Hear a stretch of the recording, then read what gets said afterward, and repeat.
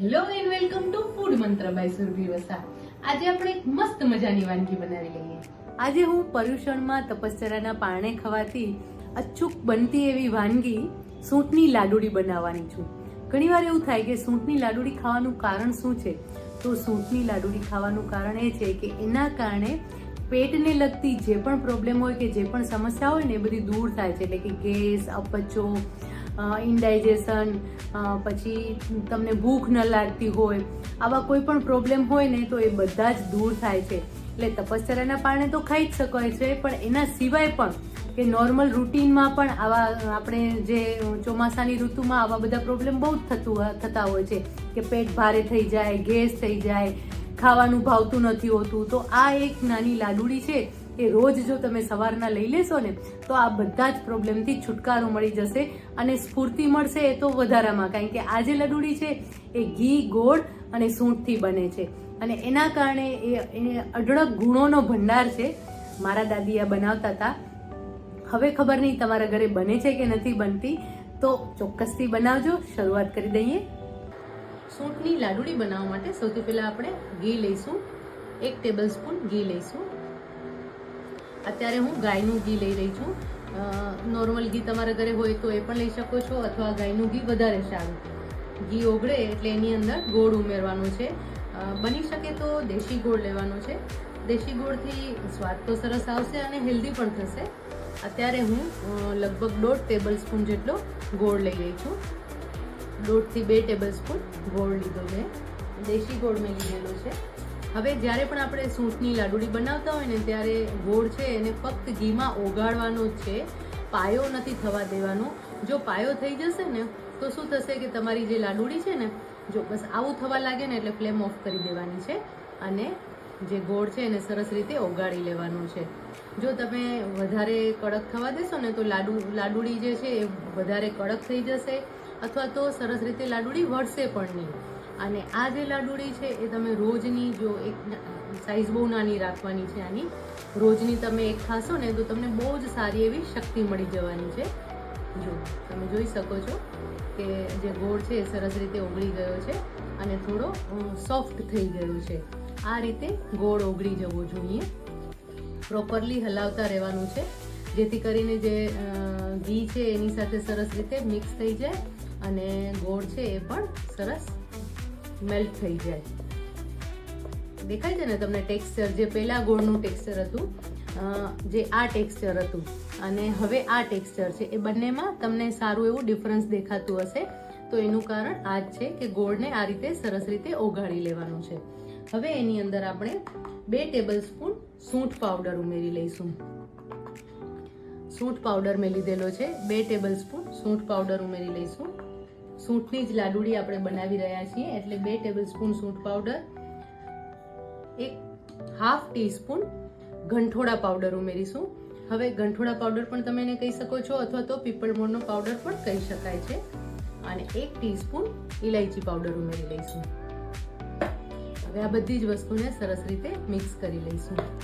જો અત્યારે તમને એવું લાગે છે કે આ જે મિશ્રણ છે એ વધારે ઢીલું છે, પણ એને થોડી વાર માટે રેસ્ટ આપી દેવાનો છે અને રેસ્ટ આપી અને પછી એની લાડુડી વાળવાની છે એટલે સરસ રીતે લાડુડી વળી જશે. અત્યારે મેં દેશી ગોળ લીધો છે એટલે એનો કલર આવો આવ્યો છે. જો તમે સફેદ ગોળ લો તો એનો કલર થોડો વ્હાઈટ આવશે, પણ દેશી ગોળ ખાવામાં ખૂબ જ સારો છે અને શરીર માટે પણ બહુ જ ફાયદાકારક છે. આવી રીતે મિક્સ કરવાથી એની અંદરનું જે ઘી છે એ એકદમ સરસ રીતે અંદર ઉતરી જશે અને લાડુડી છે એ સરસ રીતે વળી પણ શકશે. હવે આની અંદર મેં બદામને અધકચરી ક્રશ કરી લીધી છે. બદામને જરાક શેકી લેવાની છે અને પછી એને અધકચરી ક્રશ કરી લીધી છે. એનો ભૂક્કો ઉમેરીશ. લગભગ 5 થી 6 બદામ મેં લીધેલી હતી અને એનો ભૂક્કો હું અત્યારે ઉમેરી રહી છું.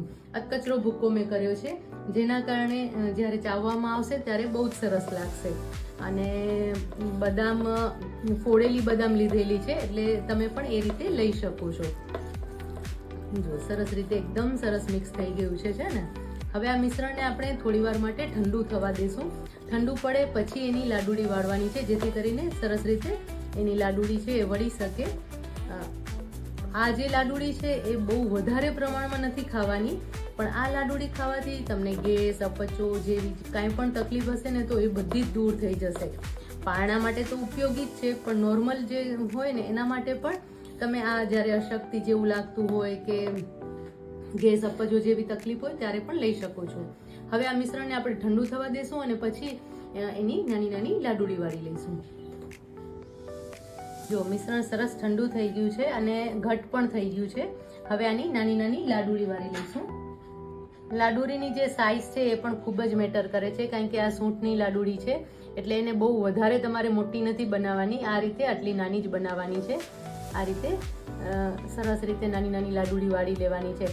હવે ખાસ એ વાતનું ધ્યાન રાખવાનું છે કે આ જે લાડુડી છે તમે ઘણા લોકો કાચા જ ગોળમાંથી બનાવે છે, એટલે કે ગોળ લે, ગોળને થોડો મિક્સ કરી નાખે અને પછી એની અંદર ઘી અને સૂંઠ એની સાથે મિક્સ કરી અને પછી અંદર જરૂર પ્રમાણે ઘી ઉમેરી દે છે અને ઘી ઉમેરી અને પછી લાડુડી બનાવતા હોય છે. તો એવી રીતે પણ લાડુડી બને છે, પણ જે આ લાડુ છે ને, આ લાડુડી છે એ સરસ એકદમ સોફ્ટ લાગશે. તમે જોઈ શકો છો કે એકદમ સરસ, એકદમ એટલે એકદમ સોફ્ટ છે અને છતાં પણ એનો ગોળ જે સરસ રીતે આપણે ઓગાળ્યો છે ને એટલે એનું ટેક્સચર પણ બહુ જ સરસ આવે છે અને મોઢામાં મૂકતા ઓગળી જાય ને એટલી સરસ લાડુડી આ તૈયાર થાય છે.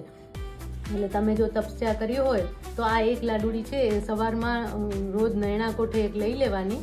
તો એના કારણે તમારા પેટમાં જે વાયુનો જે પ્રોબ્લેમ થતો હોય કે ગેસ અપચો જેવો જે પ્રોબ્લેમ થતો હોય ને એ બધો જ દૂર થઈ જાય છે. પારણાના દિવસે તમે અડધી એટલે કે થોડા ઓછા પ્રમાણમાં લેવાની. જો મોટી તપશ્ચર્યા હોય તો તમે આ વસ્તુ 2-3 દિવસ પછી ચાલુ કરી શકો છો. તો આવી રીતે આપણે બધી નાની નાની લાડુડી વાળી લઈશું.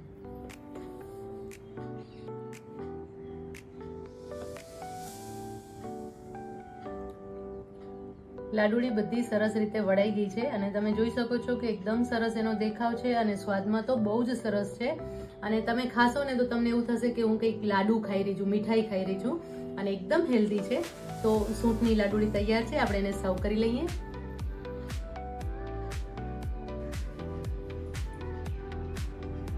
એકદમ હેલ્ધી એવી સૂંઠની લડુડી તૈયાર છે. આ લડુડી જો તમે રોજની એક ખાશો ને તો તમને કોઈ પણ જાતના પ્રોબ્લેમ એટલે કે ગેસ અપચો એવું થતું હશે તો દૂર થઈ જશે, થાક લાગતો હશે તો પણ દૂર થઈ જશે. અને એની સાથે સાથે જો તમે તપસ્યા કરી હશે, તપશ્ચર્યા કરી હશે તો પેટના નાના મોટા કોઈ પણ તકલીફ થતી હશે પેટની તો એ પણ દૂર થઈ જશે. એટલે પાચનને લગતી કોઈ પણ સમસ્યા હશે તો ફટાફટ દૂર થઈ જવાની છે અને એનર્જી પણ મળવાની છે. તો આવી જ નવી નવી વાનગીઓ સાથે, નવી વાતો સાથે અને હા, પર્યુષણ સ્પેશિયલ વાનગીઓ સાથે પણ ફરી મળતા રહીશું. ત્યાં સુધી આવજો.